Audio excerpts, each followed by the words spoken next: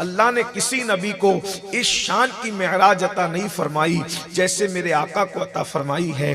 अल्लाह ने अपने हबीब को मेराज से नवाजा। मेराज क्यों हुई? कभी कभी जब हम उसको सोचते हैं तो एहसास होता है कि मेराज की हिकमतें क्या है। देखिए, मेराज की बहुत सी हिकमतें हैं। कुरान और हदीस में जब हम गौर करने लगते हैं तो उससे हमें पॉइंट निकलते नजर आते हैं, निकात निकलते नजर आते हैं। जिसका इल्म जितना होता है वो उसमें से उतना लेता है। कुरान और हदीस बगैर किनारे का समुंदर है।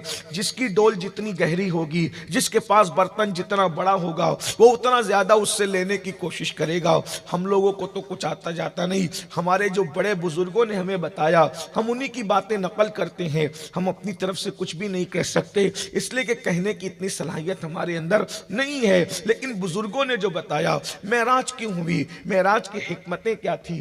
दरअसल बात यह है कि बहुत सारी हिकमतें मेराज की है। अब हुजूर अलैहिस्सलाम को जो मेराज कराई, दरअसल ये था, हजरत आदम अलैहिस्सलाम की कौम जो है वो जो पैदल सफर करती थी, घोड़ों पे सफर करती थी, यही हाल मूसा अलैहिस्सलाम की कौम का था, यही हाल ईसा अलैहिस्सलाम की कौम का था। और जो यानी कि कायद होना चाहिए, जो कायद होना चाहिए, पीछे खड़े हुए लोग जितने मजबूत हों उससे ज्यादा मजबूत आगे खड़े रहने वाला बंदा चाहिए, तो ही लोग उसको कायद मानते हैं। और नबी उम्मत का सबसे बड़ा कायद होता है। नबी से बड़ा कोई कायद हो नहीं सकता। लोग कहते हैं, मुसलमान कहते हैं कि मुसलमानों की यहाँ क़यादत नहीं है। मैंने कहा झूठ है। जब नबी मौजूद है तो फिर क़यादत की ज़रूरत क्या है। अल्लाह के रसूल हर दौर के लिए कायद है, हुजूर हर दौर के लिए रहनुमा है। इसलिए कि कायद जब मर कर ख़त्म हो जाता है तो दूसरा कायद चुना जाता है। हमारा कायद तो अभी भी जिंदा है। हम जिंदा नबी के मानने वाले, हर वक्त क़यादत है। और एक बात बताऊं, जितनी कौमें लोग अपना कायद मानती है, जितनी कौमें जो वो अपना कायद मानती है, उनके कायद के बारे में मुझे कुछ नहीं पता। मजूसी के कायद के बारे में मुझे कुछ नहीं पता। इसी तरीके से यहूद ने जिनको अपना कायद बनाया, अंबिया की बात नहीं कर रहा हूँ, जिनको उन्होंने अपना कायद बनाया, उनके किरदार के बारे में मुझे नहीं पता। वो कहाँ रहते हैं, किस हाल में हैं, उनका किरदार क्या है।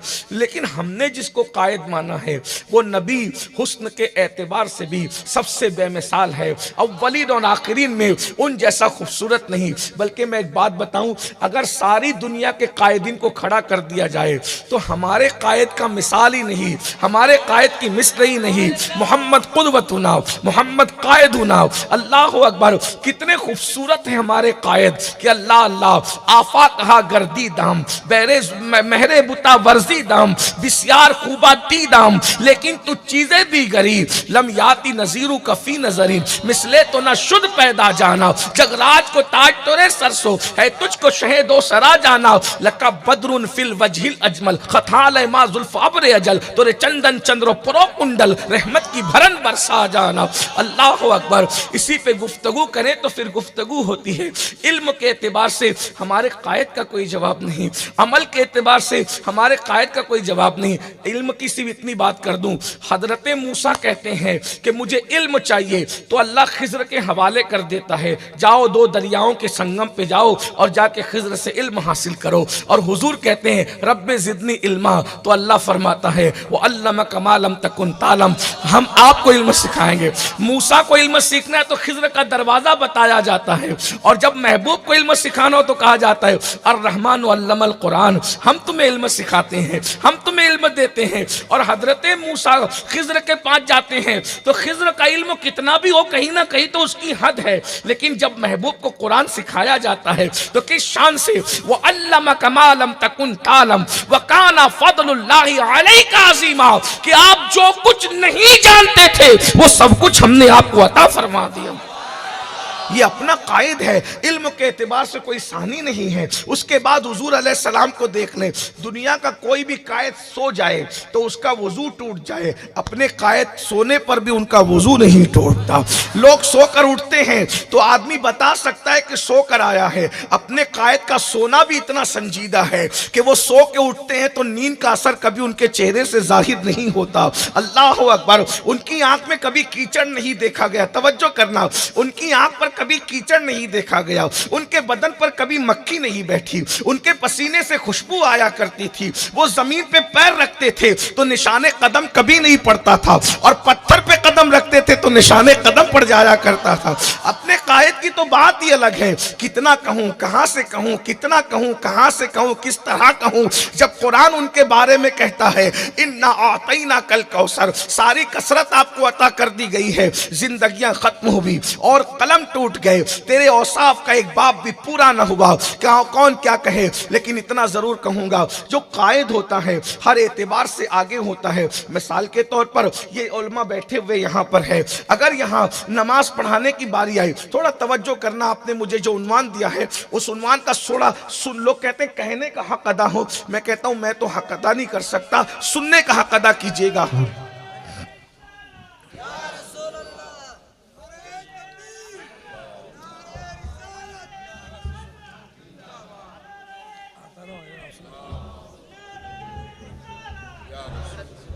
नाराए हैदरी, नाराए रिसालत, नाराए रिसालत, नाराए तकबीर, नाराए रिसालत, नाराए इश्क मोहब्बत, इश्क मोहब्बत, इश्क मोहब्बत, इश्क मोहब्बत, इश्क मोहब्बत, इश्क मोहब्बत, नारे तकबीर, नारे रिसालत।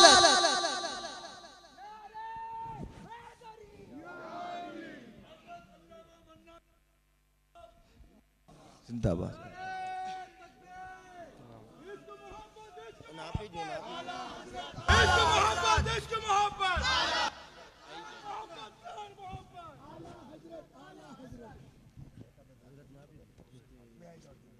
देखिए, मैंने कहा था आपको कि आपकी महफिल में थोड़ी देर के बाद शहजादा आला हज़रत आएंगे, तो वो तशरीफ़ ला चुके हैं।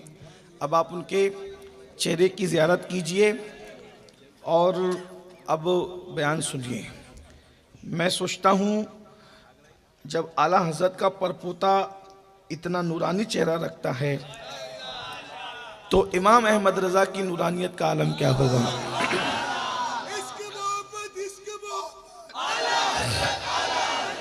हुजूर अलैहिस्सलाम किसी का एहसान नहीं रखते, एहसान का सिला देते हैं। जब अहमद रज़ा ने कसीदा नूर लिखकर आले रसूल के नूर नूर होने के डंके बजाए तो नबी ने कहा तूने मेरी औलाद को नूर कहा, जा मैं भी तेरी औलाद को नूर अता करता हूँ। सुभान अल्लाह। तो हज़रत को अभी आप ज़ियारत कर रहे हैं और आप लोग मुँह में से जो लोग किसी के मुरीद नहीं हुए, हज़रत से मुरीद भी ऐसा होना चाहते तो हो जाएंगे। ये बड़ा मजबूत सिलसिला है। बरेली से महरेरा, महरेरा मुतहरा से चाहे वो कालपी शरीफ और कालपी शरीफ से, फिर जो है वो सुबहान अल्लाह करबला शरीफ और करबला शरीफ से नजफ़ अशरफ और वहाँ से मदीना मुनव्वरा, ये बहुत मजबूत निस्बतें हैं अल्हम्दुलिल्लाह।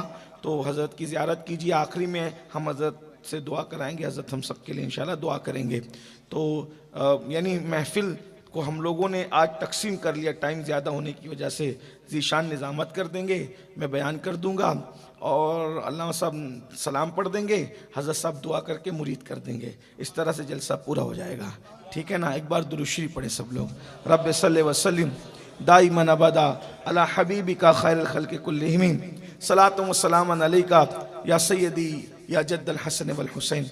मैं कह रहा था मेराज शरीफ बयान हो रही, सुनने का हक अदा कीजिएगा, क्योंकि ये मुझे जो है वो आमतौर पे जब मेराज का उन्वान दिया जाता है तो मैं कहता हूँ कि मेराज के लिए एक तो सुलझे हुए लोग चाहिए, पढ़े लिखे लोग चाहिए, आशिक लोग चाहिए, तो ये सारे उन्वानात उसमें समेटे जा सकते हैं। और माशाल्लाह मुझे लग रहा है कि ये मजमा वही है जहाँ मेराज बयान हो सकती है।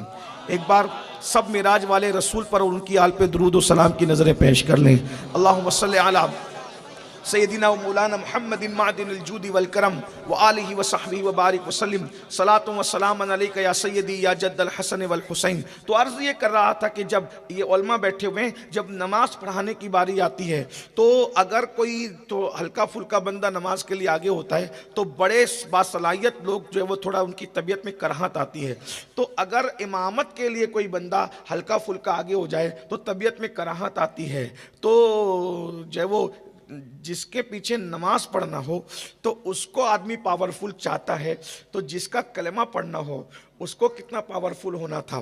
तो अब अल्लाह के रसूल सल्लल्लाहु अलैहि वसल्लम का जो दौर था, चूंकि और अंबिया का दौर, किसी का दौर 10 साल का था, किसी का 5 साल का था, किसी का 20 साल का था, किसी का 100 साल का था, किसी का 1000 साल का था, और किसी कोई एक खित्ते के लिए नबी था, एक कबीले के लिए था, एक शहर के लिए था, एक इलाके के लिए था, एक बस्ती के लिए था। लेकिन हुजूर अलैहिस्सलाम का दौर 10 साल, 5 साल, 1000 साल, 2000 साल का नहीं था, बल्कि मेरे नबी का दौर क़यामत तक के लिए है। मेरे नबी आखिरी नबी है, अब उनके बाद कोई नबी आने वाला नहीं है, कोई नया नबी अब पैदा होने वाला नहीं है, वो खातिमुन नबीयीन है। अब खातिमुन नबीयीन क्यों है ये भी एक तफसील है, लेकिन अपने उन्वान की तरफ चलते हैं। वो आखिरी नबी है, हर दौर उनका दौर है, हर ज़माना उनका ज़माना है, हर असर उनका असर है। तो याद रखिए, ऐसा कभी नहीं होता कि उम्मती किसी मामले में नबी से आगे बढ़ जाए, अब ऐसा कभी नहीं होता। तो चूंकि दुनिया जो है, दुनिया में कलमा भी पढ़ेंगे, कलमे के मुखालिफ भी रहेंगे। तो ऐसा है कि मूसा अलैहिस्सलाम का उम्मती जो है वो ऊँट पे सफ़र कर रहा है, बैल पे सफ़र कर रहा है, गधे पे सफ़र कर रहा है, खच्चर पे सफ़र कर रहा है। तो मूसा अलैहिस्सलाम का उम्मती ये है, उसके यहाँ चिराग जलते हैं, उसके यहाँ रोशनी नहीं है, उसके यहाँ लाइट नहीं है, उसके यहाँ उजाला नहीं है, वगैरह वगैरह। तो अब हुआ क्या, आखिरी नबी के लिए क्या है, आखिरी नबी की उम्मत के लिए किस कदर अल्लाह रब्बुल इज़्ज़त ने एहतिमाम फरमाया कि सारे अंबिया की उम्मतें ऊँट खच्चर पे सफ़र करेगी, लेकिन महबूब आपके जो कलमा पढ़ेंगे उनको ऊँट पे भी सफ़र कराऊंगा, ट्रेन में भी सफ़र कराऊंगा, फ़्लाइट में भी सफ़र कराऊंगा। और आज फ़्लाइट तक तो अमीनुल कादरी रुक गया, लेकिन अब 1000 साल के बाद जो दूसरा अमीनुल कादरी कभी तकरीर करने कोई मुकर्रिर इस शहर में आएगा तो पता नहीं वो किस सवारी का नाम लेगा। मैं कह रहा हूँ कि 4 घंटे में, 5 घंटे में हम जिद्दा पहुँचते हैं, लेकिन 1000 साल के बाद जब कोई मुकर्रिर यहाँ मेराज बयान करने बैठेगा तो वो कहेगा वो तो 1 घंटे में हम जिद्दा पहुँचते हैं। और अगर ये मेरी तकरीर मौजूद रही तो लोग कहेंगे वो पुरानी बात हो गई सैयद साहब की, वो तो उन्होंने अपने दौर में कहा था, हमारे दौर में तो कुछ और ईजाद हो गया। इसलिए कि अगर 500 साल पहले अगर कोई कहता कि 4 घंटे में जिद्दा नहीं पहुंचा जा सकता, ये झूठ है, और जो कहता है वो पागल खाने में उसको डालो। तो आज वो बात तो फरसुदा हो गई, आज तो वो बात पुरानी हो गई। साइंस ने जो है वो ये साबित कर दिया कि उसकी बात जो 500 साल पहले कह रहा था, अगर आज से 100 साल पहले नहीं भाई 50 साल पहले कोई कहता कि बगैर किसी जरिए के एक छोटी सी डिबिया की तरह कोई आला होगा और मगरिब और मशरिक में बैठ करके लोग बातें करेंगे, अपने घरों के अंदर बैठ के अमेरिका से बातें की जाएगी, बरतानिया से बातें की जाएगी, तो बोलो भाई मेरे भाइयों कि लोग कहते हैं ये फेंक रहा है, ये आप मुकर्रिर लाए कहाँ से, आप उठा करके शादी करने वालों से झगड़ा करेंगे कि तुझे फेंकू मिला था लाने के लिए, कोई और अच्छा बंदा नहीं मिला था, शरीफ बंदा नहीं मिला था। लेकिन आज आप कह सकते हैं कि मैं अभी अमेरिका में से मेरे भाई से मैं बात करके आया हूँ, अमेरिका में वो बैठा है, मैं यहाँ पर जो है वो इस गांव में बैठ करके उससे बात करके आया हूँ, किसी को ताज्जुब नहीं होगा। यानी साइंस तरक्की कर रही है, रसूलुल्लाह के दौर जो है वो रसूलुल्लाह के उम्मत का दौर तरक्की का दौर है। मैं ये बात ये भी कहता हूँ, लोग कहते हैं नबी से हमें क्या फ़ायदा पहुँचा, मैंने कहा नबी से फ़ायदा सिर्फ मुसलमानों को नहीं, जो मुसलमान नहीं हुए उनको भी पहुँचा। वजह क्या है पता है, जो चाइनीज़ डिश खाते हो, क्या कभी मूसा अलैहिस्सलाम के उम्मती ने इसको ख्वाब में भी देखा है? ये नबी के कदमों की बरकत है कि तुम्हारे खाने भी अच्छे कर दिए, तुम्हारे कपड़े भी अच्छे कर दिए, तुम्हारे बिस्तर भी अच्छे कर दिए। महबूब तुझसे प्यार है तो तेरी उम्मत को, जो तुझ पे ईमान लाएगा उसको भी अच्छा खिलाऊंगा, जो नहीं लाएगा उसको भी अच्छा खिलाऊंगा। बस बात इतनी है, जो ईमान लाएगा उसको यहाँ भी अच्छा खिलाऊंगा, वहां भी अच्छा खिलाऊंगा, और जो ईमान नहीं लाएगा कम से कम तेरे कदमों का टुकड़ा उसको यहाँ अच्छा खिला दूंगा, लेकिन वहां उसको मजा चखाऊंगा। आपसे पूछता हूं, अपने बेडरूम में जैसे पलंग और गद्दे हैं, क्या कभी हजरत ईसा अलैहिस्सलाम की उम्मतियों ने इसको कभी ख्वाब में देखा था क्या? जो दौलत हम जेब में लेकर के फिर रहे हैं, कभी फिरौन ने भी उसके बाप ने भी ये ख्वाब में देखा था क्या? हम करोड़ों रुपये जो है अपने छोटे से कार्ड के अंदर लेकर के फिरते हैं, और हम लाखों रुपये की खरीदी जो है उसी कार्ड के जरिए से कर लेते हैं। कभी ये तसव्वुर था क्या? ये तरक्कियां क्यों है, ये रानाइयां क्यों है? सारी बहार दुल्हनों दूल्हा के घर की है, ये सारी बहार उनके कदमों का सदका है, ये सारी बहार उनके कदमों का सदका है। मेरे भाइयों, ताजमहल जैसी इमारत क्या दूसरे अंबिया की उम्मत में नजर आती है? भूल भुलैया जैसी इमारत क्या दूसरे अंबिया की उम्मत में नजर आती है? ये तो इमारतों की बात है। अपने जैसे जो बंगले हैं, एसी का इंतजाम, पंखे का इंतजाम, लाइट का इंतजाम, रोशनी का इंतजाम, ये किसी और उम्मत के अंदर नजर आती है क्या?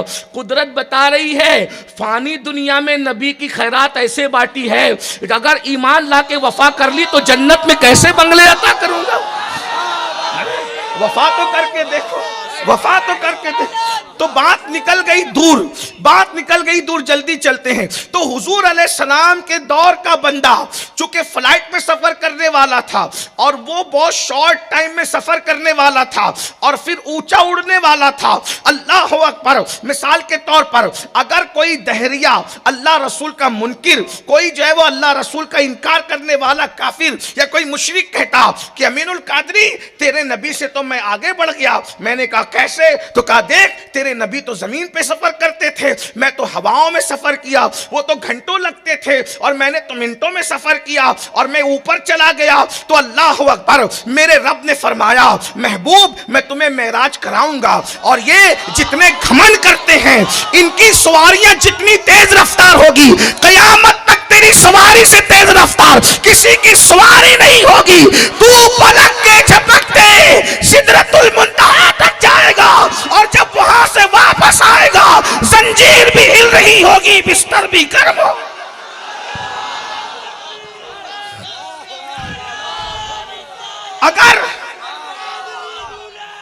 अगर कोई घमंडी कहेगा कि मैंने सफर 1 घंटे में तय कर लिया तो हम चैलेंज से कहेंगे 1 घंटे का सफर तूने कितना तय किया? अरे जहां तेरी अक्ल सोच नहीं सकती, मेरा नबी वहां से जा करके वापस आया।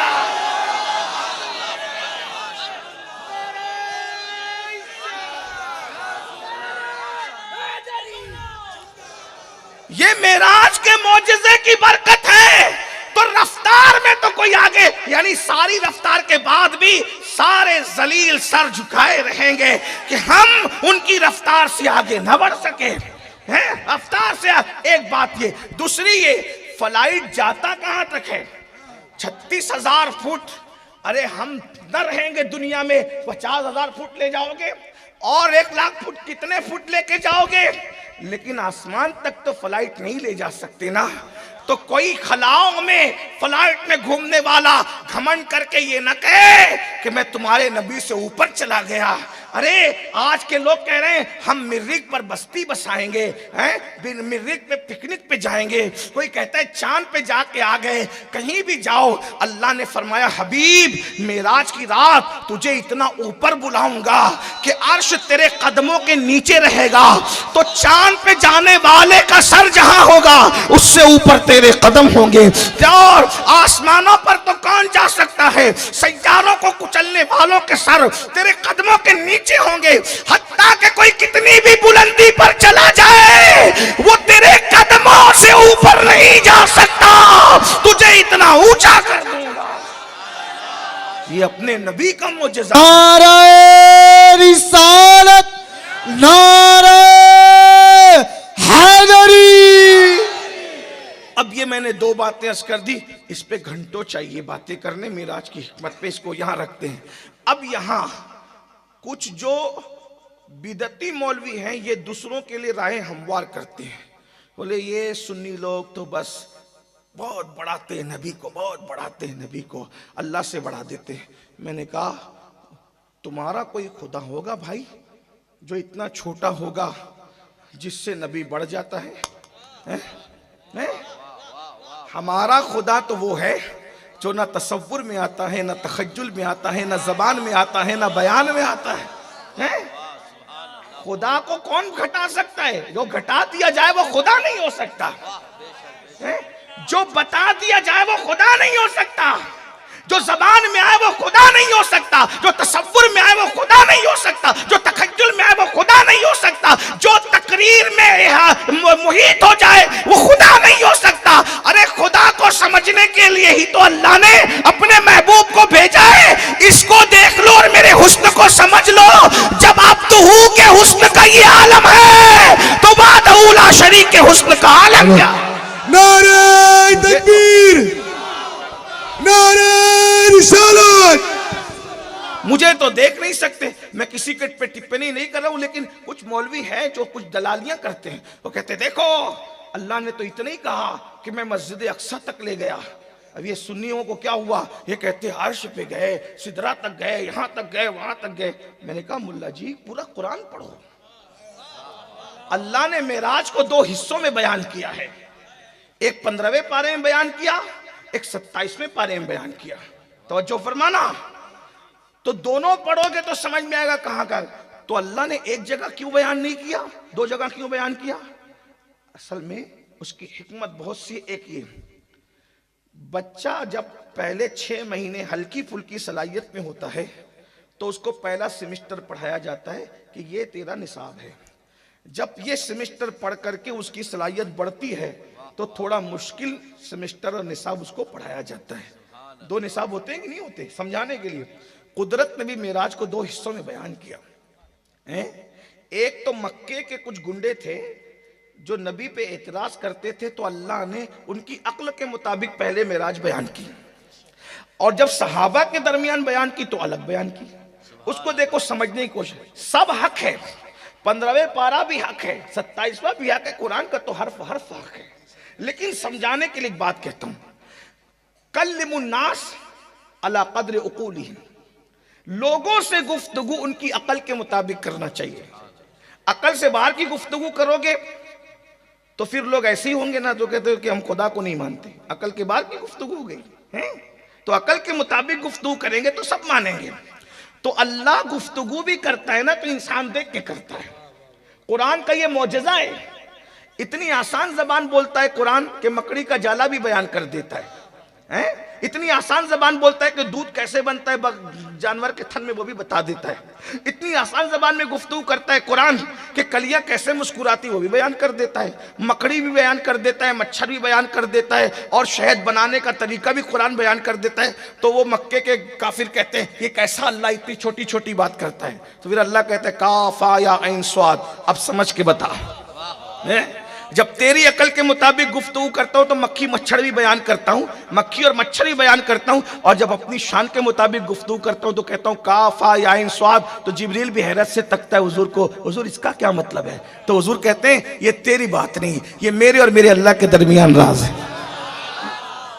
और जब तेरी हैसियत के मुताबिक बात करता हूं तो किसान को भी समझ में आती है, तेरी हैसियत के मुताबिक बात करता हूं तो मजदूरों को भी समझ में आती है, और जब अपनी शान के मुताबिक बात करता हूं जिब्रील भी दंग रह जाता है। तो फिर ये बता, अगर मैं अपनी शान के मुताबिक गुफ्तगू करूं तो कुरान किसी को समझ में नहीं आए ना, तो फिर मैं तुम्हारी अक्लों का भी ख्याल करता हूं। कहता है अलीफ लाम रा, क्या समझे? आज तक कोई समझा? कोई बयान कर सका? कोई अलीफ लाम मीम कोई समझ सका? कोई नहीं समझ सका।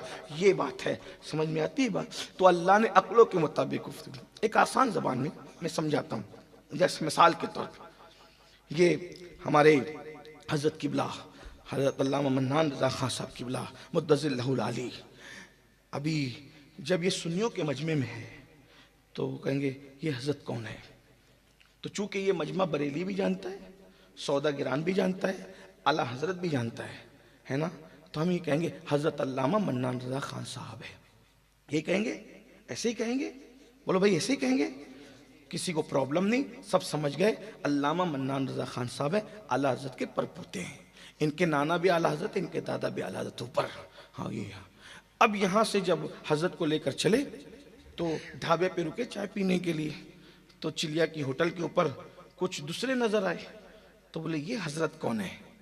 तो हम कहेंगे ये हजरत बरेली शरीफ से आए हैं। बोलो भाई कहेंगे कि नहीं कहेंगे? क्या कहेंगे? यही कहेंगे। जलसे में कहा मन्नानी मियाँ, होटल पे कह रहे बरेली शरीफ से आए। झूठ बोला कि नहीं बोला? बोलो नहीं बोला। ये भी बात सही है और ये भी बात सही है, सही है। अब चिलिया के होटल से हम चले गए, चिलिया के होटल से हम चले गए एयरपोर्ट, और वहां से हम पहुंच गए जो है वो दुबई। तो किसी ने देखा कि ये हजरत कौन है, तो कहेंगे ये हजरत इंडिया से आए हैं। अमीनुल कादरी तू दोगला तो नहीं है, बात बदलता रहता है। तो अकलमंद लोग कहेंगे बेवकूफो ये दोगला आदमी नहीं है, ये बात लोगों की अकल के मुताबिक कर रहा है। भाई जो दुबई में बरेली नहीं जानता उसको इंडिया बताना जरूरी है, और जो बरेली जब मन्नानी मियाँ को नहीं जानता उसको बरेली बताना जरूरी है, और जो मन्नानी मियाँ को नहीं जानता उसको मन्नानी भी बताना जरूरी है। तो जैसे जैसे अकल बढ़ती गई तारुफ भी बढ़ता गया। जब इंडिया भी जान रहे, सब बरेली भी जान रहे हैं, सौदागिरान भी जान रहे हैं, आला हजरत भी जान रहे हैं, तो डायरेक्ट तारुफ हुआ मन्नानी मियाँ है। लेकिन जो आला हजरत को और मन्नानी मियां को नहीं जानते तो कहा बरेली शरीफ, जो बरेली नहीं जानता उसको कहा इंडिया। ऐसा ही होगा ना, यानी बात एक ही है, अकल बदली, अकल के करीब बात की। अगर मैं इस दुबई में कहूं कि मन्नानी मियां है तो लोग कहेंगे ये कौन भाई, समझने में दुश्वारी होगी ना, ये बात है कि नहीं। अब सुनिए, जैसे जैसे इंसान का तारुफ बढ़ता उस वक्त है जब उसकी मारिफत होती है। तो मक्के के काफिर तो जानते ही नहीं थे ना कि अर्श क्या है, सिदरा क्या है, खुदा की शान क्या है। तो अल्लाह ने क्या बताया, सुब्हानल्लज़ी अस्रा बिअब्दिही लैलन मिनल मस्जिदिल हराम इलल मस्जिदिल अक्सा। वो मक्के के काफिर सिर्फ अक्सा ही जानते थे, तो अल्लाह ने उनके दिमाग को करीब करने के लिए कहा कि मैं महबूब को अक्सा तक ले गया। लेकिन जो अबू बकर अली अर्श और सिदरा जानते थे, फिर उनके सामने बयान हुआ तो कहा तुम दना फकदल्ला फकान क़ाब कौसैन औ अदना। हम इतने करीब कर लिए कि कौसैन की हदें भी सिमट आई है। दोनों कुरान है, दोनों कुरान है। और वो तो अक्सा पर भी उछल कूद कर रहे थे कि अक्सा कैसे चले गए, वो तो अक्सा पे भी उछल कूद कर रहे थे, अक्सा कैसे चले गए, अक्सा कैसे चले गए। बल्कि उन्होंने पूरा हंगामा मचाया था। जिनको अक्सा हजम नहीं हुआ उनको सिदरा क्या हजम होता है। जिसका हाजमा जैसा था उसको वैसी गिजा दी गई।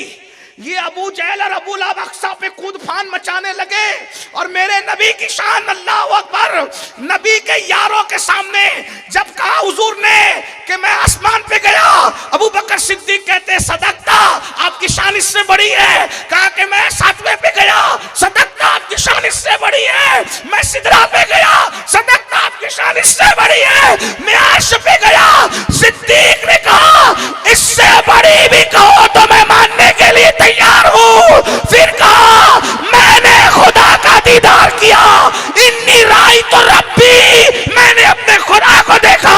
सिद्दीक कहते रहे सदकता सदकता सदकता। इधर ये सदकता कह रहे थे, उधर खुदा कह रहा था ये सदकता कहने वाला सिद्दीक है। ये गुंडे मस्जिद अक्सा पर उछल कूद करने लगे। अब वो भी जरा मसला हल कर, सब जमा हुए। बोले ये कहते कि मैं रात के एक हिस्से में मैं गुंडा कहा तो आपको बुरा तो नहीं लगा है? नहीं लगा? कुछ लोगों को लग जाता है। अबू जहल अबू लहब को कह रहा हूं, असल में जो दुनिया के गुंडे होते हैं वो माल पे हमला करते हैं, ये गुंडे ईमान पे हमला करने वाले हैं। तो थोड़ा इन लोगों को ऐसा बोलना चाहिए ताकि लोगों को समझ में आए कि गुंडागर्दी आज की नई नहीं है, ये पुरानी है। हाँ, जो कुर्सी पे बैठता है वो गुंडागर्दी करता है, चाहे वो अबू जहल हो चाहे कोई और हो। लेकिन बहरहाल ठीक है, बात करते हैं। वो सब जमा हुए सारे गुंडे, हम नहीं मानेंगे, हमको तो जाने 1 महीना लगता है, आने 1 महीना लगता है। आप इतनी रात के छोटे से हिस्से में गए भी और आ भी गए। हुजूर ने कहा तुम जाते हो, तवज्जो, तुम जाते हो, मुझे ले जाया गया है। तुम जाते हो, मुझे ले, और ले जाने वाला कौन था? इस पर एक नुक्ता सुन ले। अल्लाह ने ये नहीं कहा कि मैंने महबूब को सफर कराया। जो लोग अरबी जानते हैं, सुब्हानल्लज़ी अस्रा, मैंने क्या कराया? सैर कराया। अल्लाह क्या कहता है? मैंने सफर नहीं करा। क्यों? सफर तो गमी में भी होता है, सफर खुशी में भी होता है। ससुर का इंतकाल हो गया, सफर है भाई, सफर करते हैं ना लोग, खुशी में भी होता है। किसी घर शादी है तो सफर। सफर मूड अच्छा हो तो भी होता है, ना अच्छा हो तो भी होता है, सेहत हो तो भी होता है, बीमारी हो तो भी होता है, दोस्तों के साथ भी होता है, दुश्मनों के साथ भी होता है। लेकिन सैर गम में नहीं होती, सैर हमेशा खुशी में होती है।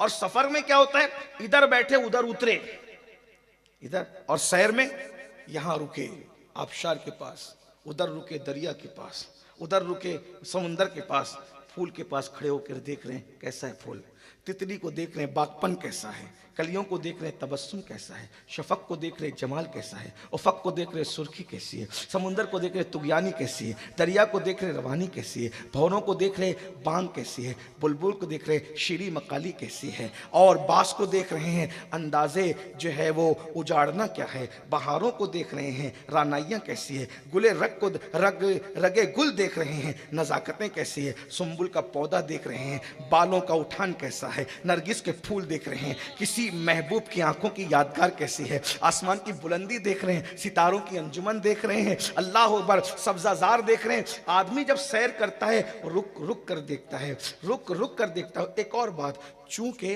जब वो सफर करता है तो सफर करने में कोई ना कोई होशियार आदमी गाइड ले लेता है। आपने ताजमहल देखा होगा, नहीं देखा तो देखिएगा, किसी की मोहब्बत की यादगार है।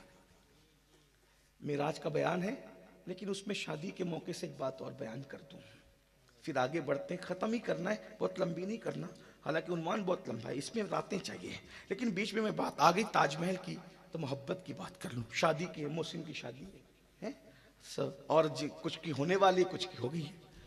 आजकल के लड़के शादी का मतलब समझते हैं कि सिर्फ जिन्स की तस्कीन, इसलिए जो मोहब्बत बीवी के लिए शौहर के दिल में होना चाहिए वो शौहर के दिल में नहीं।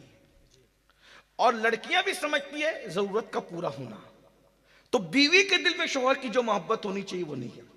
शौहर थोड़ा सा मोटा हो जाए, डेल डुल उसका पेट बाहर आ जाए और अद्दा भद्दा दिखने लगे, हो सकता है, पॉसिबल, हंसने की बात नहीं है, तो बीवी की तवज्जो किसी और की तरफ होती है। सीरियलों की नहुसत है, सब औरतें ऐसी नहीं होती। और अगर बीवी 3-4 बच्चों की माँ हो जाए, उसका चेहरे का जो हुस्न कम हो जाए, तो शौहर भी इधर उधर बिल्ली कुत्ते की तरह नियतें लटकाता रहता है। ये हालात है। लेकिन जहां सीरियलों को देखकर मियां बीवी का ताल्लुक नहीं सीखा जाता, बल्कि रसूलुल्लाह को देखकर बीवी के साथ रहने का सलीका सीखा जाता है, तो बीवी दुबली रहे, पतली रहे, मोटी रहे, अंधी रहे, कानी रहे, हत्ता के जिंदा रहे तो भी मोहब्बत की जाती है, और मर जाए तो भी मोहब्बत की जाती है। रसूलुल्लाह सल्लल्लाहु अलैहि वसल्लम ने जब भी सैयदा खदीजा का विसाल हुआ, खदीजतुल कुबरा के विसाल के बाद हुजूर का मामूल था घर से निकलने से पहले थोड़ी देर अपने घर वालों को लेके बैठते थे, खदीजा की तारीफ करते थे, और घर में आते थे तो पहला काम ये था सैयदा खदीजा की तारीफ करते थे। एक दिन रसूलुल्लाह की बीवी, दूसरी बीवी, चूंकि हुजूर अलैहिस्सलाम की 11 अज़वाज थी, हम सब की अम्मी जान उम्मुल मोमिनीन सैयदा तैयबा ताहिरा आयशा सिद्दीका, चूंकि सौकनों के दरमियान जो है वो गैरत होती है, हुजूर बहुत तारीफ करते थे, सैयदा खदीजा की तारीफ कर रहे थे।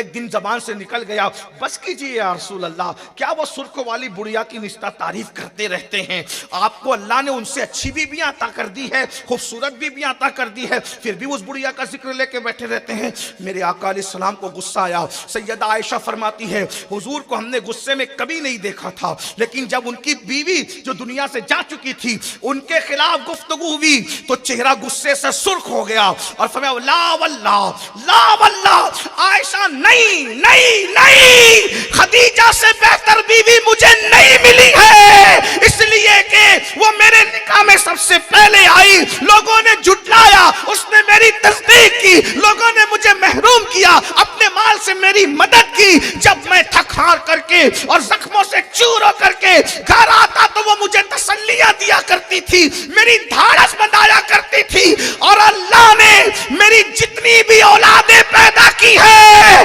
सिर्फ खदीजतुल कुबरा के जरिए से पैदा की है, वो मेरी बच्चों की माँ है। हुजूर ने तारीफ की और इतना गुस्सा और जलाल किया कि हजरत आयशा सिद्दीका दिल में दुआ कर, अल्लाह तेरे महबूब का गुस्सा ठंडा कर दे, मुझे डर लग रहा है कि मेरे खिलाफ कुरान की कोई आयत नाजिल ना हो जाए।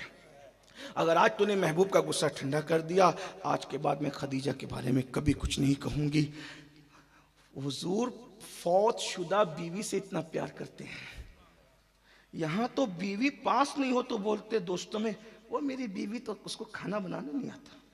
ये है, बीवी को सिर्फ एंजॉय करने का आला समझ रखा है, क्योंकि सीरियल देख करके जिंदगी गुजारने का तरीका सीख रहे हो। बीवियां एंजॉय करने का आला नहीं है इस्लाम में। एक दूसरे की रूहों में उतरने का नाम है बीवी, एक दूसरे के दिल में उतरने का नाम है बीवी। मोहब्बतों के, एक दूसरे के जो है वो जज्बात के, जो है वो बहरे बेकरां का मरजल बहरैन बन जाने का नाम है बीवी। बीवी क्या है? अल्लाह अकबर। आका ने बादे विसाल भी मोहब्बत की, उनकी तारीफ की, बहुत तारीफ की। और यहाँ तो बीवी बीमार हो जाए तो बहनों के सामने भी बुराई की जा रही है। उस तो मुंह चलाती है, वो तो अरे नादान, हुन्ना लिबासुल लकुम व अंतुम लिबासुल लहुन्ना का मतलब क्या है? शौहर बीवी का लिबास है, बीवी शौहर का लिबास है। एक दूसरे के ऐप छुपाना चाहिए लिबास जो है। अल्लाह अकबर। बहरहाल तो अर्ज ये कर रहा था, हमारे यहाँ मरने के बाद भी हम बीवी से प्यार करते हैं, ये हमारा इस्लाम है। जीते जी नहीं, मरने के बाद बुढ़ी हो जाए, चेहरे पे झुर्रियाँ पड़ जाए तो भी मोहब्बत करते हैं। क्यों? इसलिए कि मेरे महबूब ने जब दुनिया से चली जाने वाली बीवी से प्यार किया है, तो मैं अगर बूढ़ी होने के बाद उससे बेवफाई करूंगा तो मैं अपने नबी की सुन्नत से हट जाऊंगा। रसूलुल्लाह के घर जब बकरी ज़बा होती थी ना, बकरी, तो हुजूर फरमाते थे पहले ये खदीजा की सहेलियों के बकरी का गोश्त जाएगा, बाद में मैं खाऊंगा। क्योंकि जो दुनिया से चले जाते हैं उनके दोस्तों से प्यार करने से उनकी रूहों को सुकून मिला करता है। तो मैं पहले खदीजा की सहेलियां, बाद में मैं खाऊंगा। एक औरत आई, हुजूर ने उसकी बहुत इज्जत की, बहुत इकराम किया, बहुत इनाम से नवाजा। सैयदा आयशा ने कहा हुजूर नवाजते तो सबको है, लेकिन इसके साथ कुछ अलग अंदाज है, इसके साथ कुछ खास तवज्जो है। मेरे आका ने फरमाया ये खदीजा की सहेली है, खदीजा दुनिया से चली गई, उसको खुश करने का तरीका यही है कि वो जिससे प्यार करती थी हम भी उससे प्यार करें तो खदीजा को सुकून मिलेगा। देखो बीवी का ये ख्याल है, ऐसा है बीवी का ये तसव्वुर। यहाँ तो हाल ये है, अल्लाह अकबर, बीवी के होते हुए भी थोड़ी सी दौलत आ गई तो इधर मुंह मार रहे हैं, उधर मुंह मार रहे हैं। एक बीवी पे जी नहीं भरता, इससे अफेयर कर रहे हैं, उससे फोन पे बात कर रहे हैं। याद रखना ये खयानत है, खयानत। और औरतें भी अगर सुन रही हैं तो यहाँ की औरतें ऐसी नहीं होगी, लेकिन उनको भी नसीहत की जाती है, क्योंकि सीरियलों में ये नऊसत सिखाई जा रही है। जैसे एक आदमी कई जगह मुंह मार सकता है, वैसे एक औरत भी कई जगह मुंह मार सकती है। याद रखना ये मुंह मारने की लानत किसी और जगह तो हो सकती है, इस्लाम में नहीं है। इस्लाम में तो ये है, अल्लाह अकबर, हम जिसको अपनी बीवी बना ले, फिर हमारी जो है वो अल्लाह अकबर हमारी इज्जतें उसकी अमानत है और हमारा बिस्तर उसके लिए हमारी अमानत है। अल्लाह अल्लाह, मेरे आका अलैहिस्सलात व तस्लीम के दीवानों, हाँ अगर और निकाह हो जाए तो बात अलग है, लेकिन ये जो हराम जरिए से लड़के और लड़कियां अपनी बीवियां छोड़ के या लड़कियां अपने शौहर छोड़ के एक दूसरे से राब्ता करते हैं, ये इस्लामी तर्ज जिंदगी नहीं है। यहाँ तो ये है, अल्लाह अकबर, जब तक के शौहर जिंदा रहता है बीवियां भी प्यार करती है, क्या वफा करती किए जाती है। अल्लाह अल्लाह, मेरे रसूल सल्लल्लाहु अलैहि वसल्लम ने इस तरह प्यार किया तो मुसलमानों को भी ये प्यार का तरीका मिल गया। लोग टीवी चैनलों पे बैठ के हमें भी बीवी की वफादारी सिखाते हैं। अरे तुमसे संभल न सकी, तुमने कहीं घुमाया, कहीं तुमने जुए में हारा और क्या क्या किया। ये मैं बात किसी की नहीं कर रहा हूं, लेकिन बात तो कर रहा हूं, मगर ये हम है हम, अल्लाह अकबर, हम है हम। बीवियों से कितना प्यार किया, बीवियों के रुखसार के तिल पर हमने समरकंद जैसा शहर बसाया है। अल्लाह अकबर, बीवी जिंदा है तो उसके रुखसार के तिल पर जो है वो, चेहरे के तिल पर, रुखसार थोड़ा मुश्किल हो गया, चेहरे के तिल पर बीवी जिंदा है तो बुखारा और समरकंद जैसा शहर बसाया जाता है, और जब मर जाती है तो मोहब्बत में ताजमहल जैसी इमारत बनाई जाती है। बीवी के मरने के बाद भी ऐसी इमारत बनाई गई। और एक बात बताऊं, और उससे बड़ी, अगर शौहर बीवी से वफा करे शाहजहां की शक्ल में, शौहर बीवी से वफा करे शाहजहां की शक्ल में, तो बुखारा और समरकंद जैसे शहर बसते हैं और मरने के बाद ताजमहल जैसी इमारत बनती है। और अगर बीवी वफा करे हजरत हाजरा की शक्ल में तो मक्का जैसा शहर बसता है और काबा जैसी इमारत बनती है। मक्का बसा क्यों है? बीवी ने वफा की है ना। वादिये गैर ज़ीज़रा में अल्लाह ने कहा छोड़ दो। इब्राहिम खलीलुल्लाह जंग, आज की औरत होती तो जंगल को आग लगा देती और शौहर के साथ पुश्ते नाप लेती, मगर वाह रे वाह हाजरा तेरी वफा को सलाम है। आज अगर शादी में नया जोड़ा नहीं तो कहती है जब से इस घर में आई वो मेरी मुराद कभी पूरी नहीं हुई। ओ नाशुक्री मेरी बहनों, अल्लाह के रसूल फरमाते हैं जो शौहर की नाशुक्री करे वो खुदा की नाशुक्री है, और जो खुदा की नाशुक्री करे उसका ठिकाना जहन्नम है। सारे ज़ेवरात दिलाए, सारे मेकअप के सामान दिलाए, सारी चीजें की, एक काम नहीं किया। तो कहा जिस दिन से आई हो मेरी कभी मुराद पूरी नहीं हुई। अरे मेरी बहन ऐसे नाशुक्रेपन न कर। लेकिन वो हाजरा थी, सुभान अल्लाह, हाजरा बादशाह की बेटी है, बादशाह की, और एक नबी की बीवी है, और एक नबी की माँ है, और एक नहीं बल्कि अब इसके बाद जितने भी बनी इस्माइल में नबी पैदा होंगे, बल्कि हमारे आका सैयदुल अंबिया की भी वो दादी लगती है, सैयदा हाजरा। नन्ना सा बच्चा दूध पीता, शौहर ने हाथ में थमाया, अभी तक कोई प्लान मालूम नहीं, और खजूर का एक चमड़े का थैला हाथ में, छोटा सा थैला हाथ में थमाया, पानी का मशकीज़ा हाथ में थमाया। अच्छा मैं चलता हूँ। कहते मेरे सरताज मुझे छोड़ के कहाँ जा रहे हो? इब्राहिम अलैहिस्सलाम बोल नहीं सकते, इसलिए कि सोचते बोलूंगा तो रो पड़ूंगा। बीवी एकलौता बच्चा है, 80 साल के बाद अल्लाह ने एक बेटा दिया, एकलौता, इतना खूबसूरत, और कहा कि छोड़ दे जंगल में। तो मैं जंगल में ले आया। इतनी खूबसूरत बीवी को वादिए गैर जी जरा, ना आदम जात, ना परिंदा, ना पानी, कुछ भी नहीं, लेकिन बच्चे को गोद में दिया। अच्छा मैं चलता हूँ, अल्लाह अकबर। पीछे पीछे गई, कोई गलती हो गई, कोई गुस्ताखी हो गई, कोई बेअदबी हो गई, कोई जवाब नहीं, पलट के देखते भी नहीं। फिर कहती है क्या अल्लाह का हुक्म है? अल्लाह का हुक्म है? बस इतना कहा, हाँ अल्लाह का हुक्म है। ये हाजरा थी, वफाए हाजरा को सलाम। अगर अल्लाह का हुक्म है, मेरा अल्लाह मेरे लिए काफी है, जाइए। और आकर बैठ गई। कोई दरख्त नहीं था, कोई दरख्त नहीं था। तो शौहर जब वफा करता है बीवी से, तो जिंदगी के अंदर समरकंद और बुखारा जैसे शहर बसते हैं, और ताजमहल जैसी इमारत मरने के बाद बनती है। और जब बीवी वफा करती है तो मक्का जैसा शहर बसता है और काबा जैसी इमारत बनती है। इसको भी तो किसी एतबार से देखो। बहरहाल बात फिर दूर निकल गई। जब आप सैर के लिए जाते हैं तो होशियार आदमी कोई गाइड साथ में लेता है। आप ताजमहल को ऐसे ही देखोगे सरासरी तो बहुत अच्छा, बहुत अच्छा, बहुत अच्छा, लेकिन गाइड साथ में लेके जाओगे ना, गाइड जिसको मालूमात है, वो लेगा, ये देखो यहाँ से पानी गिरता है, यहाँ से ये तिरछा, यहाँ से वो सब बताएगा आपको, है ना। ऐसे ही है, सैर को जाया करो। वो दकियानूसी ख्याल के लोग हैं जो कहते सैर को नहीं जाना चाहिए, सिर्फ मस्जिद में पड़े रहना चाहिए। मैंने कहा अल्लाह के बंदे, जब नबी सैर को जा सकते हैं तो उम्मती ने सैर को क्यों नहीं जाना? बिल्कुल जाना चाहिए। बस इतना याद रखना, सैर को जाना तो शराब नहीं पीना, दूध पीना, ये नबी की सैर बता रही है।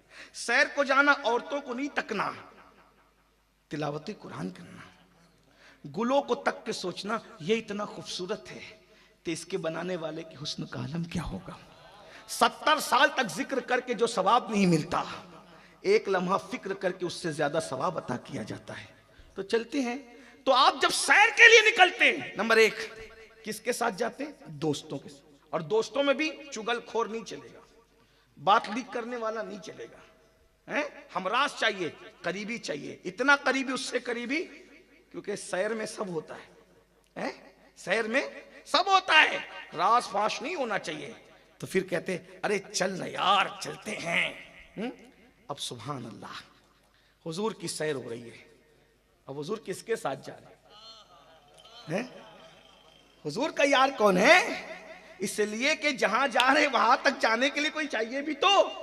जहां जिब्रील साथ छोड़ दे वहां सिद्दीक कैसे आ पाएंगे? जहां जिब्रील साथ छोड़ दे वहां उमर कैसे आ पाएंगे? जहां जिब्रील साथ छोड़ दे वहां उस्मान, और जहां जिब्रील के पर थक जाए ये लोग कैसे चल पाएंगे? तो वही चाहिए ना जो मंजिल तक साथ जाए। तो अल्लाह फरमा रहा है, मैं नहीं, अल्लाह कह रहा है, सुब्हानल्लज़ी अस्रा, सुब्हानल्लज़ी अस्रा बिअब्दिही लैलम मिनल मस्जिदिल हराम इलल मस्जिदिल अक्सा। पाक है वो जात जो ले गई है, पाक अल्लाह की जात जो ले गई। यानी साथ में ले जाने वाला कौन था? ओ महबूब चलना, हम तुझे सैर कराएंगे, अल्लाह साथ है, खुसूसी माइयत के साथ, जैसा कि उसकी शान। चलो हम तुम्हें सैर कराते हैं।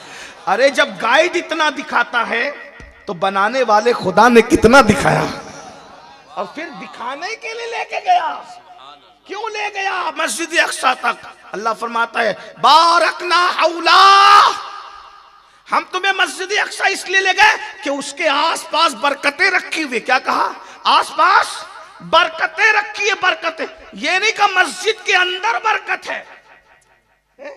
लेनूरियहू अल्लाह पाक इरशाद कर रहा है, सुभान अल्लज़ी यसरा बिअब्दिही लैलम मिनल मस्जिदिल हराम इलल मस्जिदिल अक़सा अल्लज़ी बारकना हौला।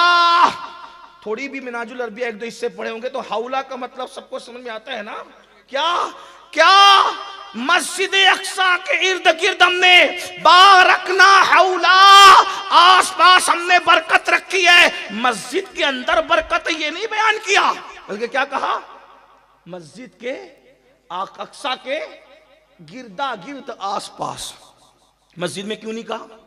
इसलिए कि जिस चीज को सब मानते हैं वो बयान नहीं होती।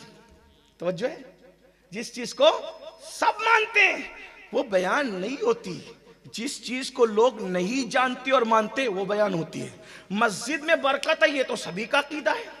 यहूदी भी मान रहा है कि मस्जिद अक़सा के अंदर बरकत है, ईसाई मान रहे हैं कि मस्जिद अक़सा के अंदर बरकत है। 1857 के नौज़ायदा अंग्रेजों के पैदा हुआ फिरके भी कह रहे हैं कि मस्जिद के अंदर है। जब मोहल्ले की मस्जिद में बरकत है तो सुलेमान अलैहिस्सलाम की बनाई हुई मस्जिद में क्यों बरकत नहीं होगी? तो बरकत मस्जिद में सबका ईमान है, लेकिन जिस पे ईमान नहीं है वो अल्लाह बता रहा है, अल्लज़ी बारकना हौला, हमने उसके इर्द गिर्द बरकतें रखी है। तो ये बरकतें क्या है? तो तफसीर कबीर में इमाम राजी कहते हैं वो बरकत की जगह क्या है जहां अल्लाह महबूब को ले जा रहा है। इब्राहिम खलीलुल्लाह का मजार है, हजरत इसहाक अलैहिस्सलाम का मजार है, हजरत याकूब अलैहिस्सलाम का मजार है, हजरत यूसुफ अलैहिस्सलाम का मजार है। पता चला वहां अंबिया के मजारात है। तो अल्लाह फरमा रहा है जहां मेरे महबूबों के मजारात है वहां हमने बरकतें रखी है। अल्लाह कहे मजार के अंदर बरकत रखी है, मुल्ला कहे कि मट्टी का ढेर है। तो अल्लाह की माने कि मुल्ला की माने, किसको माने हैं? अल्लाह फरमाता है कि हमने मस्जिद अक़सा अंदर अंदर तो मालूम है सबको, गिरदा ये सब अंबिया के मजारात। पता चला नबी शबे मेराज अल्लाह से मिलने जा रहे, बाद में पहले अंबिया की मजारात पे हैं। हालांकि हुजूर को किसी वसीले की जरूरत नहीं है, हुजूर भी जा रहे हैं। हदीस में भी है कि मैंने मूसा की कब्र से गुजरा तो देखा कि वो कब्र के अंदर नमाज पढ़ रहे हैं। किधर गई मुल्लायत? नबी मर के मिट्टी में जाएगा, मूसा जिंदा कब्र में नमाज पढ़ रहे हैं, तो जाने मूसा की शान का आलम क्या होगा। हजरत मुस्तफ़ा करीम फरमाने मैंने नमाज, और हुजूर की आंखें भी तो देखो कब्र के अंदर देख रहे हैं, नमाज पढ़ रहे हैं। हजरत मूसा नमाज। अब जरा जल्दी जल्दी चलते बात को खत्म करने की तरफ। सुभान अल्लाह, हुजूर मेराज पर जा रहे हैं, बात खत्म हो रही। हुजूर मेराज पे जा रहे, किस तरह? हजरत मूसा 9 बार कहते हैं अल्लाह तुझे देखना चाहता हूं। अल्लाह कहता है लन तरानी, तुम नहीं देख सकते। क्या कहा? क्या कहा? ये भी थोड़ी बहुत जो सऊदी रिटर्न भी हो ना उसको भी पता है कि लन तरानी का मतलब क्या है। लन तरानी, लन तुम, लन हरगिज नहीं देख, तुम नहीं, तरानी तुम नहीं देख। उन्होंने जब कहा ना कि रब्बी अरनी अंजुर इलैक, मैं देखना चाहता, लन तरा, तुम नहीं देख सकते, तुम नहीं देख सकते। ये नहीं कहा कोई नहीं देख सकता, क्या कहा? तुम नहीं देख सकते। भाई कोई बहुत वजनी चीज हो और वो उठाना चाहे तो एक बंदा कहे तुम नहीं उठा सकते, जीशान तुम्हारी फील्ड निजामत करने की है, तुम्हारा काम जिम नहीं है, ये तुम नहीं उठा सकते हैं।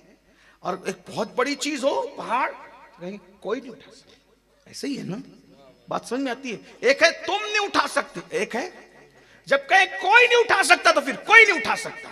लेकिन जब कहे कि तुम नहीं उठा सकते मतलब क्या है? तुम्हारे अलावा कोई है जो उठाएगा।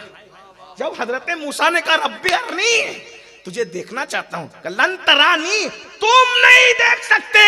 ये नहीं कहा कि कोई नहीं देख सकता, तुम नहीं देख सकते मतलब कोई आंख है जो मुझे देख सकती है, तुम नहीं देख सकते। और शान क्या है? यही कलीम व हबीब में फर्क है। हजरत मूसा 40 रोजे रखते हैं, 40 रातें जगते हैं, 40 रोजे रखते हैं, 40 रातें जगते हैं। उसके बाद पहाड़ पे खड़े हो कहते तुझे देखना चाहता हूं। जवाब आता है लन तरानी, तुम नहीं देख सकते।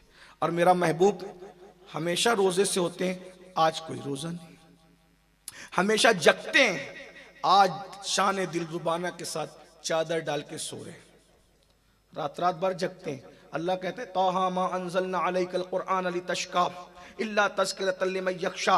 ऐ मेरे महबूब, हमने कुरान इसलिए नाजिल नहीं किया कि आप ऐसे मुशक्कत में पड़ जाए, नहीं रात रात भर खड़े रहे, इसलिए नहीं किया।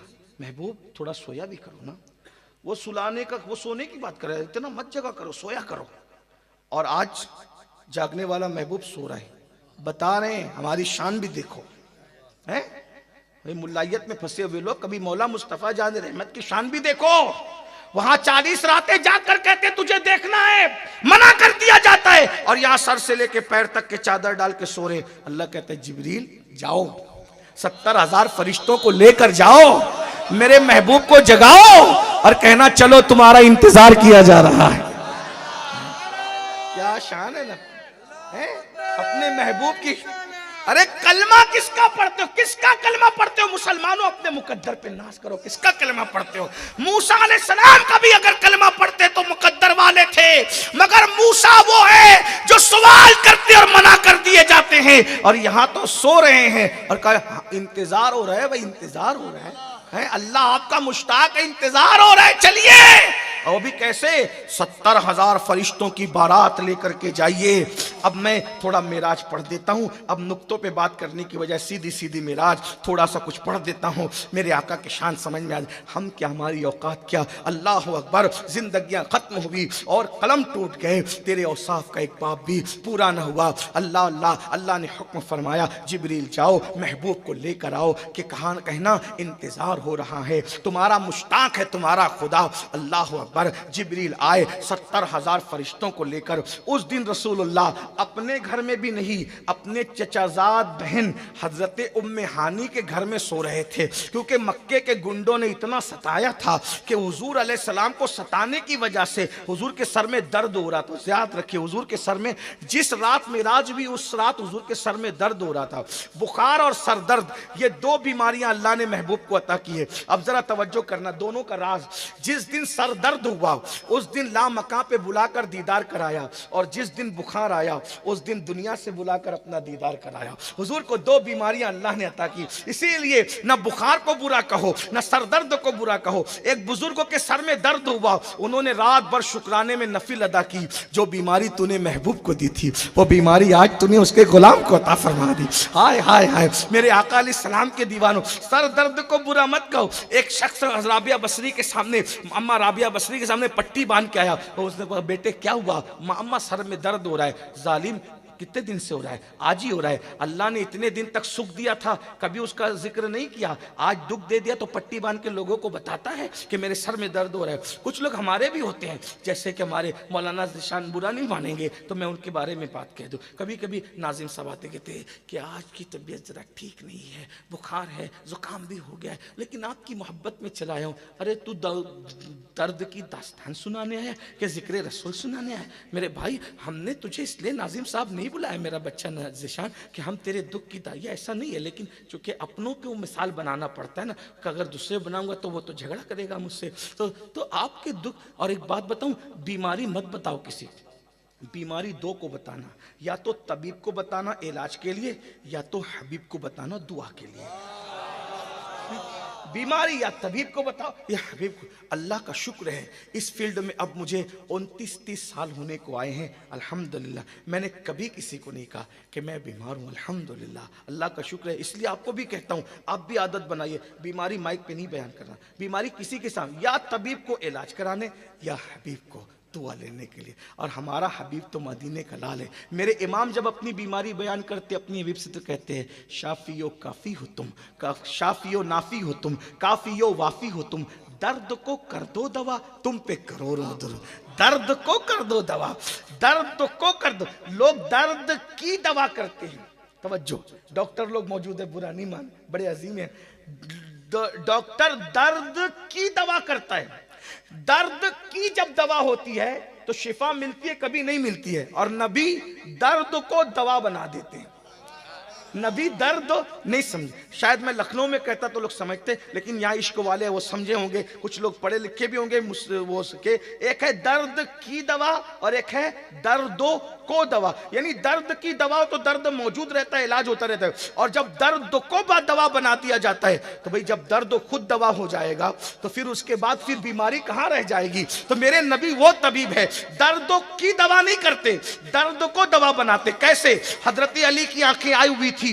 कब? खैबर के दिन। हुजूर ने कहा अली कहाँ है, उसको झंडा देना है। कहा उनकी आंखें तो आई हुई, आंखें खुलती नहीं, कहा लाओ। और हुजूर के पास आए। हुजूर ने कहा क्या हुआ? हुजूर आंखें दुख रही है। हुजूर ने लुआब लगाया, उसी वक्त आंखें खुल गई। और दर्द को दवा बनाया कैसे? दवा के बाद बीमारी फिर पलट के आती है, लेकिन जिस दिन मौला अली की आंख में लुआब लगाया, पूरी जिंदगी फिर अली मुर्तजा कहते कि मेरी आंख कभी नहीं दुखी। दर्द को कर दो दवा, तुम पे करो रो। सुभान अल्लाह। हजरत कतादा की एक जंग में आंख निकल आई थी। आंख का ढेला लेकर आया। हुजूर ये आंख निकल गई। हुजूर कहते मैं कोई डॉक्टर थोड़ी हूं, डॉक्टर के पास, हकीम के पास जाओ। नहीं, वो सब कुछ बंद कराए थे। हुजूर ने क्या किया?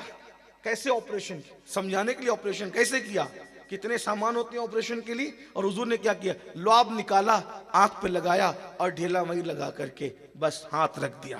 कतादा कहते अल्लाह की इज्जत की कसम, जो पैदाइशी आंख थी ना, उससे ज्यादा ये आंख खूबसूरत लगती थी जो नबी ने लगाई थी।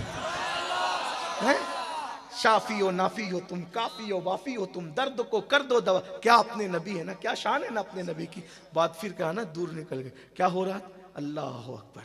जिब्रील अलैहिस्सलाम 70,000 मलाइका को लेकर के आए और उम्मे हानी के घर, अपनी चचा की बेटी के घर कयाम चादर डाल के सो रहे। जिब्रील ने देखा हुजूर सो रहे हैं। जिब्रील है भाई, फरिश्तों का सरदार है, कोई छोटा मोटा आदमी नहीं। फरिश्तों में जिसकी चलती है, फरिश्तों का बादशाह, सबसे ऊपर रहने वाला फरिश्ता जिब्रील अमीन। कितने पर है? 600 पर। 600 पर। एक पर खोले तो पूरी दुनिया उसमें सिमट आए। एक पर का ये हाल है। जिब्रील पलक के झपकते सिदरा से जमीन पे आते, पलक के झपकते उधर जाते। ये उससे आगे कोई नहीं रहता, आखिरी में जिब्रील ही रहते हैं सिदरा पर। अब सुनना, अर्ज करूं ना, लेट होने की वजह से टाइम पूरा हुआ, लेकिन उन्वान ऐसा छिड़ा है कि दिल चाहता है। तो जिब्रील ने देखा हुजूर सो रहे हैं। जिब्रील ने देखा हुजूर सो रहे हैं। जिब्रील वापस गए। वापस गए क्यों? जानते हैं बारगाहे नाज है। आदम की गुस्ताखी हुई, मुअल्लिमुल मलाइका से शैतान बनाकर भगा दिया गया। यहां आदम नहीं है, जाने आदम है। बड़ी सरकार है, उससे बड़ी सरकार है। नहीं जगाया, वापस गए। वापस जाने के बाद मौला वो तो सो रहे हैं, कैसे जगाऊं तू ही बता, है कैसे जगाऊं तू ही। अल्लाह ने कहा जिब्रील सबको नूर से पैदा किया, तुमको जन्नती काफूरी नूर से पैदा किया। नूर काफूर से तुमको इसलिए पैदा किया कि आज ये काम तुमसे लेना था। जाओ अपनी पेशानी मेरे महबूब के तलवों पे रखो और अपनी पेशानी हबीब के तलवों पर मलते रहो, आंख खुल जाएगी। काफूर की ठंडक जब तलवों से महसूस होगी, हाय हाय हाय क्या मेरे नबी की शान है। कोई मौलवी साहब नहीं है अभी यहाँ, कोई मुफ्ती नहीं है, कोई वली कुतुब अब्दाल नहीं, सैयदुल मलाइका, फरिश्तों का उस्ताद, फरिश्तों का सरदार। और अल्लाह क्या कह रहा है? तलवे पर पेशानी, महबूब के इब्तिदा पर तुम्हारी इंतहा को मलो। पेशानी इंतहा है, कदम इब्तिदा है। और अब जिब्रील गए सैयदुल मलाइका और हुजूर सो रहे हैं और जिब्रील ने पेशानी मलना शुरू की। पेशानी जगाने का ये अंदाज भी किसी को देखा है? अब जो शहजादा बैठा है, इनके दादा इस पर क्या कहते हैं आप लोग तो जानते। ये बैठे सिर्फ इसलिए थोड़ी पढ़ रहा हूं, मैं तो हमेशा पढ़ता हूं। जो लोग मुझे सुनते हैं वो जानते हैं।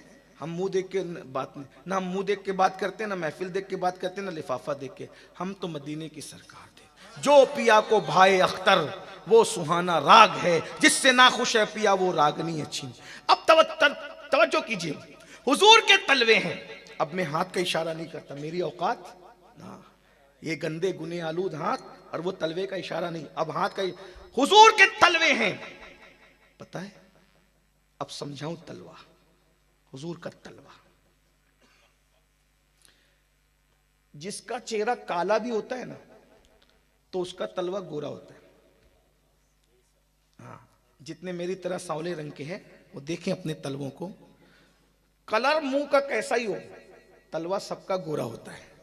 जब काले मुंह वालों के तलवे इतने चमकदार होते हैं, तो जिसको खुदा ने अपने जलवों का आईना बनाया हो, उसके तलवे की खूबसूरती का आलम क्या होगा, है? उसके तलवे के हुस्न का आलम क्या होगा। इसीलिए हुजूर कभी पैर फैला करके नहीं बैठते थे। अक्सर सहाबा ने नबी का तलवा कभी नहीं देखा, नबी ने आसमान को भी कभी तलवा देखने का मौका नहीं दिया। क्यों? इमाम कहते हैं आसमां कर तेरे तलवों का नजारा करता, आसमां कर तेरे तलवों का नजारा करता, रोज एक चांद तसद्दुक में उतारा करता। छुप गया चांद, ना आई तेरे दीदार किताब, सामने घर कभी होता भी तो सजदा करता है।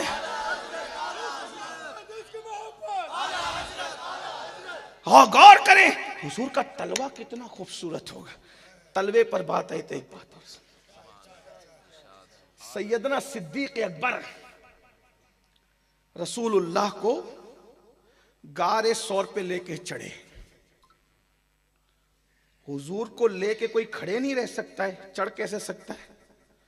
500 फुट का वो गार है, आदमी अपना बच्चा लेके नहीं चढ़ सकता भाई, देखना कभी भी बच्चा लेके भी नहीं चढ़ सकते आप। मैं गया था, मैं समझता हूं कि 5-6 जगह रुकते रुकते गया। पहली बार गया था तो 2 जगह रुका था, उस वक्त मेरी उम्र 20 साल की थी। अभी गया था तो 5-6 जगह रुकना पड़ा, अभी थे शायद हम सब साथ में थे। और अभी तो बहुत अच्छा बन गया है। और हम जब गए थे 2004 में तो और थोड़ा खस्ता था, लेकिन अभी ज्यादा अच्छा बना है। लेकिन जब 1400 साल पहले सिद्दीक लेके गए थे हैं? कुछ था। और फिर सिद्दीक अकबर कदम रख के नहीं चल रहे थे, उंगली रख के चल रहे थे, क्योंकि कदम रख के चलूंगा ना तो अरब वाले पैरों से आदमी को पहचान लेते हैं, पकड़े जाएंगे, तो उंगली रख के हुजूर को बिठाकर, हुजूर को बिठाकर उंगली रखकर चलने का राज क्या। तो ये कुछ बातें ऐसी होती है जो किताबों में नहीं मिलती, ये सूफिया दिल सीने से सीने में मुंतकिल करते हैं। तो सूफिया कहते हैं कि सिद्दीक अकबर से किसी ने पूछा कि आप रसूलुल्लाह को लेकर चढ़ कैसे गए, कि नबी को लेकर चला नहीं जा सकता, कोई चढ़ कैसे सकता है। तो सिद्दीक ने कहा मैंने नबी को बिठाया था इस तरह से कि हुजूर मेरे कंधों पे थे, एक पैर इधर था और एक पैर इधर था, मुझे लगता था मेरी हड्डियां टूट जाएगी, तो मैं नबी का इस तरफ का तलवा देखता, तलवा इतना खूबसूरत था, उसके जलवे में गुम हो जाता आगे बढ़ता, इस तरफ का तलवा देखता और उसी में गुम हो जाता आगे बढ़ता, तलवे के जलवे में गुम था, गारे सौर आ गया। अब मेरे इमाम उस तलवे को बयान करते, तेरे कदमों में जो है गैर का मुंह क्या देखे, कौन नजरों पे चढ़े देख के तलवा दे। क्या तलवा है? अरे जिसके तलवे के जलवों का ये आलम हो, उसके रुखे रोशन के जलवों का आलम क्या होगा। अल्लामा जामी उनके रुखे रोशन के बारे में कहते हैं, जहां रोशन अस्त अज जमाले मोहम्मद, जहां रोशन अस्त अज जमाले मोहम्मद, दिलम जिंदा शुद अज विसाले मोहम्मद, दिलम जिंदा शुद अज विसाले मोहम्मद, बसिद को सफा गश्त बेचारा जामी, गुलामे गुलामाने आले मोहम्मद। बहुत वक्त जाएगा भाई, मिराज है अल्हम्दुलिल्लाह। तो जिब्रील ने तलवे पर अपनी पेशानी रख के मलना, तो जिब्रील तो सरदार है ना, बादशाह है ना फरिश्तों का, तो जिब्रील के सर पे जन्नत का ताज था। तवज्जो, बादशाह का नहीं, शाहजहां का, गौरी का, खिलजी विलजी ये सब कुछ भी नहीं है ना, फकीर है। जिब्रील के सर का ताज, और वो ताज में मोतियां हैं। अब तवज्जो कर लें समझाने के लिए, वो ताज में मोतियां हैं। जब जिब्रील ने अपनी पेशानी हुजूर के तलवों पे रखी तो बरेली का कलंदर उसकी अक्कासी यूं करता है, ताजे रूहुल कुद्स के मोती जिसे सजदा करें। लोग कहते हैं लखनऊ वाले शेर समझते हैं, लेकिन गुजरात वाले भी समझते हैं। हाँ, मतलब यह है कि शेर समझने के लिए उर्दू जानना जरूरी नहीं है, इश्क मुस्तफा का होना जरूरी। ताजे रूहुल कुद्स के मोती जिसे सजदा करे, रखती है कितना वकार, अल्लाह अकबर एड़िया। बार फिर हुजूर ने आंखें खोली, जल्दी जल्दी हुजूर ने आंखें जिब्रील क्या हुआ? हुजूर अल्लाह आपको सलाम कहता है और आपका मुश्ताक है, आपका इंतज़ार किया जा रहा है, चलिए आपको सैर के लिए चलना है। हुजूर उठे, उठने के बाद हुजूर अलैहिस्सलाम ने गुस्ल किया, जमजम से गुस्ल कराया गया। हुजूर ने गुस्ल किया और उसके बाद जो है वो फरिश्तों ने चारों तरफ से आमिना के लाल मेराज के दूल्हा को घेर लिया और चारों तरफ से हुजूर को सजाने लगे। कैसे सजाया? हुजूर ने मेराज की रात जो अमामा बांधा था वो अमामा भी जन्नत से आया था। रिवायतों में आया है कि हजरत आदम अलैहिस्सलाम की पैदाइश से 50,000 साल पहले वो अमामा फरिश्तों ने तैयार किया था। ये अचानक का प्लान नहीं था मेराज का, ये तो पहले से फैसला था ना कि महबूब जमीन पे रहेंगे। आसमान वालों की मेराज कैसे होगी? कदम जमीन चूमेगी, घमंड करेगी कि मैं आसमान से अफजल हूं। ऐ आसमान, तुझे भी तो चूमने का मौका मिलना चाहिए। तो हबीब को बुलाएंगे, उसका रुखे रोशन दिखाएंगे, फिर जल्दी जल्दी चलते हैं। आमिना के लाल को मेराज का दूल्हा बनाया। उधर ऐलान हो रहा है, अब तवज्जो से सुने, तखज्जुलात की दुनिया में, तसव्वुरात की दुनिया में उधर ऐलान हो रहा है, आफताब नबुव्वत आ रहा है, खबरदार आफताब अपना चेहरा छुपा ले, इसलिए कि अब इस आफताब की रोशनी की जरूरत नहीं है, इसलिए कि जब आफताब नबुव्वत बेनकाब होगा तो तेरे फानी नूर की जरूरत पड़ेगी। ऐ सूरज, तुझे नूर कहां से मिला? नूर की खैरात लेने दौड़ते हैं महरुमा, उठती है किस शान से गर्दे सवारी वाह हवा, पचा जो और वो एक मकाम पर मेरे इमाम फरमाते हैं ना, अल्लाह अकबर, कहते हैं कि उस जब मेरे नबी को गुस्ल दिया जा रहा था तो चांद सूरज सितारे कटोरे ले लेके खड़े थे। हम भी नबी का गुसाला अपने अंदर भर ले तो कयामत तक चमकने का शऊर मिल जाए। अल्लाह अल्लाह, जिसके गुसाले की चमक का ये आलम है। अल्लाह अल्लाह, इरशाद हो रहा है, सूरज अपना मुंह छुपा ले, आफताब नबुव्वत की मौजूदगी में, यानी बेपर्दा होने की मौजूदगी में उसकी कोई जरूरत नहीं। एक मकाम पे कहते हैं, खुर्शीद था किस जोर पर, क्या बढ़ के चमका था कमर, बेपर्दा जब वो रुख हुआ, ये भी नहीं, ये भी नहीं, दोनों गायब हैं। चांद 27वीं तारीख को कभी देखा है चांद? देखा? मुंह छुपाए रहता है। आज भी 27वीं को नजर नहीं आता, आज भी 27वीं को नजर नहीं आता, जाके पूछो।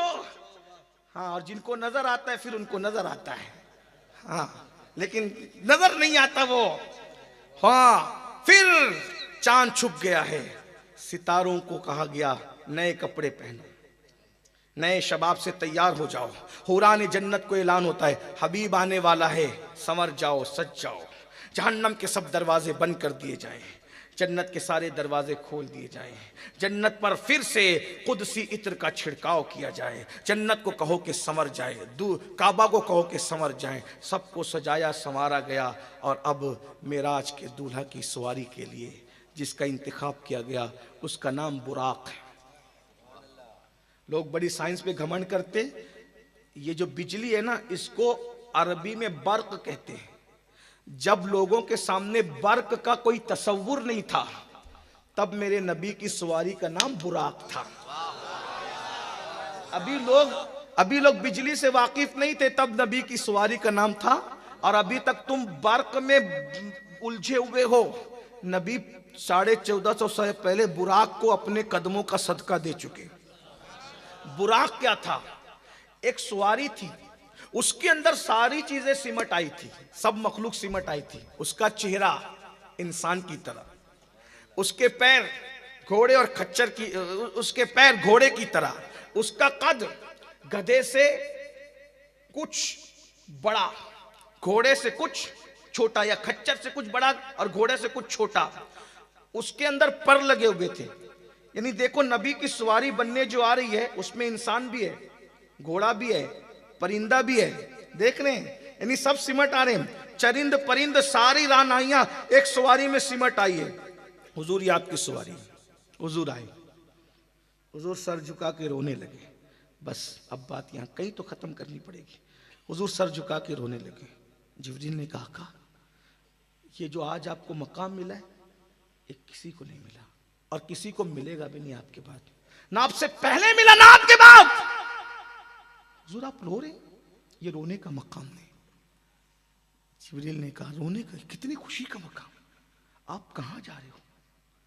तसव्वुरात से परे, तखज्जुलात से परे, जहां कोई नहीं गया, मैं भी नहीं गया। आप वहां जा रहे हो आका, आप रो रहे? आका ने कहा हाँ जिब्रील। क्यों रो रहे आका? मैं अल्लाह से मिलने जा रहा हूं, मेरे लिए कितनी खूबसूरत सवारी है। क़यामत के दिन मेरी उम्मत भी तो अल्लाह की अदालत में आएगी, उनका क्या होगा जिब्रील? जिब्रील उनका क्या होगा? देखो खुशी में लोग अपने दोस्तों को भूल जाते, अपने बच्चों को भूल जाते, माँ को भूल जाते, बहनों को भूल जाते। या रसूल अल्लाह आप हमसे कितनी मोहब्बत करते आका हैं? अल्लाह से मिलने जा रहे हैं और हुजूर को उम्मत की याद आ गई। मेरे आका रो पड़े। अल्लाह को कब गवारा था महबूब रोता रहे। अल्लाह ने फरमाया जिब्रील महबूब को बता दो, आपके लिए सवारी का इंतजाम किया ना, आपकी उम्मत में जो आपसे वफादारी करेगा उसके लिए भी सवारी का इंतजाम कर देंगे। यहां रुक कर एक बात कहूं, हुजूर मेराज की रात सवारी पर बैठते हुए भी हमको याद करते हैं, हमारा भला चाहते हैं, और हम कितने बेवफा हैं, हम कितने बेवफा हैं। जो खुदा को देखने जा रहा है उस खुशी के मौके पे भी वो हमें नहीं भूलते, और हम गुनाहों की नहुसत में उनको भूल गए, हम दौलत की मोहब्बत में उनको भूल गए, हम नफसानी ख्वाहिशात में उनको भूल गए। मेरे भाइयों बताओ हमें नबी कब याद आते हैं? ताश के पत्ते खेलते हो तब नबी याद आते, लॉटरी खेलते हो तब नबी याद आते, गंदी गंदी पिक्चरें देखते हो, ज़िना के मनाजिर देखते हो तब नबी याद आते, शराब पीते हो, नशा करते हो तब नबी याद आते। सोचो नबी कब याद? नबी पैदा हुए तो हमें याद करें, पूरी जिंदगी हमें याद करें। हत्ता कि जब दुनिया से जा रहे कब्र में रखे गए नबी पाक को, जब तो मौला अली फरमाते सरकार हुजूर के होठ कब्र अनवर में भी हिल रहे थे। मैंने सोचा आखिरी क्या कहने जरा सुन तो लूं, तो जबान पे जारी था रब्बे हबली उम्मती, रब्बे हबली उम्मती, रब्बे हबली उम्मती। इस उम्मत ने क्या सिला दी अपने नबी को। हुजूर हमेशा याद करते हैं। हम फिल्मों में मस्त हैं, गीबत में मस्त हैं, हसद में मस्त हैं, हराम खाने और कमाने में मस्त हैं। कयामत के दिन अगर हुजूर का सामना, हुजूर से सामना हो गया, हुजूर कहेंगे दज्जाल झूठे कज़्ज़ाब, ओ बेवफा, तेरी मगफिरत के लिए मैं रात रात भर दुआ करता रहा और तूने कभी मुझे याद भी नहीं किया। मेरे इश्क का दावा करता था और पूरी पूरी रात ज़िना की फिल्में देखता था। मेरे इश्क का दावा करता था और जुआ खेलता था। मेरे इश्क का दावा करता था और नशा करता था। क्या तुझे मेरा फरमान मालूम नहीं था कि जो दुनिया में नशा करेगा जब वो अपनी कब्र से उठेगा या तो उसका चेहरा सूअर की तरह होगा या तो बंदर की तरह होगा। नशा करने वालों पर अल्लाह ने जन्नत की खुशबू को भी हराम कर दिया है। और सुन लो, आप किसी मुर्दा नबी का कलेमा नहीं पढ़ते, आप तो ऐसे जिंदा नबी का कलमा पढ़ते हो। कुरान कहता है अन्नबी औला बिल मोमिनीन मिन अनफुसिहिम, नबी मोमिनों की जान से ज़्यादा करीब है। अब जब नबी मोमिनों की जान से ज़्यादा करीब है तो हम जब भी माज़ अल्लाह अल्लाह न करे कोई जुआ खेले, बोलो हुजूर को खबर होती होगी कि नहीं होती होगी? कोई नशा करे तो हुजूर को पता चलता होगा नहीं पता चलता होगा? कोई जिना करता होगा तो हुजूर को इत्तला होती होगी कि नहीं होती होगी? जब नबी जान से ज़्यादा करीब है, किसी लड़की से फ़ोन पे गंदी बात करते हो, लड़की फ़ोन पे गंदी बात और जिना की दावत देती होगी, ये दावत देते होंगे, तो क्या रसूलुल्लाह को उसकी तकलीफ नहीं होती होगी?